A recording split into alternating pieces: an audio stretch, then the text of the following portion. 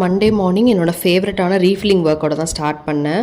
லஞ்சுக்கு வந்து பீட்ரூட் பண்ணலாம் அப்படின்னு சொல்லிட்டு குக்கரில் வந்து ஆயில் அண்ட் நார்மலாக தாளிக்கிறது கடுகு உளுந்த பருப்பு அண்ட் காஞ்ச மிளகா இது கருவேப்பிலை எல்லாம் போட்டு தாளிச்சிட்டு அதுக்கப்புறம் பீட்ரூட்டை சின்ன சின்னதாக கட் பண்ணி போட்டிருக்கேன். அதில் வந்து இது பருப்பு கடலை பருப்பு வந்து ஜஸ்ட் அலசிட்டு மட்டும்தான் போட்டிருக்கேன்.